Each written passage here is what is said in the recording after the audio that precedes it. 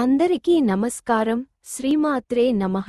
ఈ వీడియో మీకు నచ్చినట్టయితే శ్రీమాత్రే నమః అని కామెంట్ చేయండి, లైక్ చేయండి, సబ్స్క్రైబ్ చేయండి.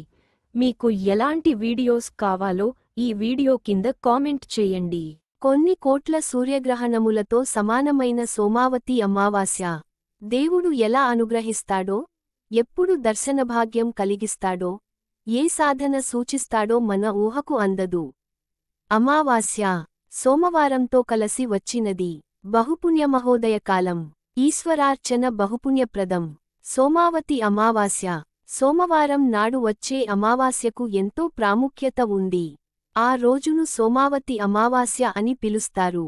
సోమావతి అమావాస్య రోజున ఉపవాసం చేసి రావి చెట్టుకు 108 సార్లు ప్రదక్షిణలు చేస్తే జాతకంలో ఉండే సకల దోషాలు తొలగిపోతాయని విశ్వాసం.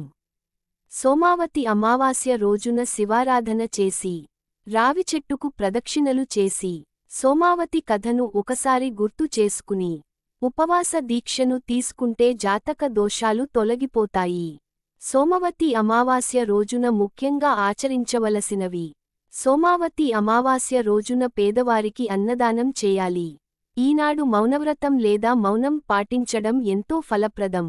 ఈ సోమావతి వ్రతాన్ని పాటించే భక్తులు ఈనాడు ఉదయమే రావి చెట్టు చుట్టూ 108 సార్లు ప్రదక్షిణలు చేయాలి. శని మంత్రాన్ని పఠించి, శ్రీ మన్నారాయణ మూర్తిని అర్చించాలి. గంగా నది, త్రివేణీ సంగమం లేదా ఏదైనా పుణ్యనదుల్లో ఈ సోమావతి అమావాస్య రోజున స్నానం ఆచరిస్తే ఐశ్వర్యం కలుగుతుంది, రోగాలు, బాధలు తొలగుతాయి, పితృదేవతలు ఉన్నత లోకాలకు వెళ్లడానికి మార్గం ఏర్పడుతుంది.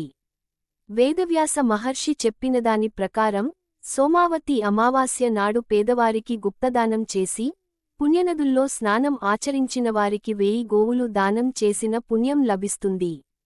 సోమావతి అమావాస్య గురించి ఒక కథ కూడా ఉంది. దాని ప్రకారం పూర్వం ఒక వర్తక వ్యాపారి ఇంటికి ఒక సాధువు వచ్చేవాడు.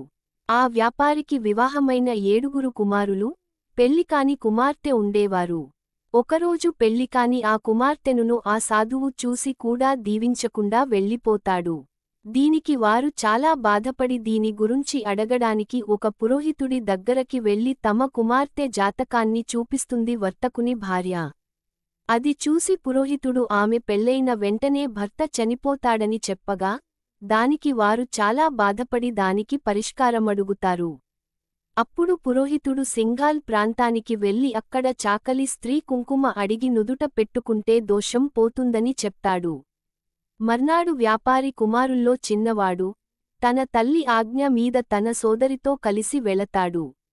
వీరు వెళ్తుండగా మార్గమధ్యంలో ఒక నది దాటాల్సి వస్తుంది. ఆ నది ఎలా దాటాలా అని ఆలోచిస్తూ ఆ చెట్టుక్రింద విశ్రాంతి తీసుకుంటుంటారు. ఆ చెట్టుపైన ఒక రాబందు గూడు ఉంటుంది. ఆ రాబందుల జంట లేని సమయంలో ఒక పాము వచ్చి రాబందు పిల్లలను తినటం పరిపాటి. ఈసారి కూడా అలా పాము ప్రయత్నించడం చూసిన ఈ అమ్మాయి ఆ పామును చంపేస్తుంది.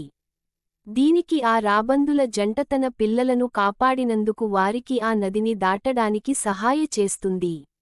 వీరు అక్కడికి వెళ్లి ఆమెకు కొన్ని నెలలు సేవ చేయగా, ఈ సోమావతి అమావాస్య రోజున ఈ కన్య నుదుటన చాకలి స్త్రీ కుంకుమ దిద్దుతుంది.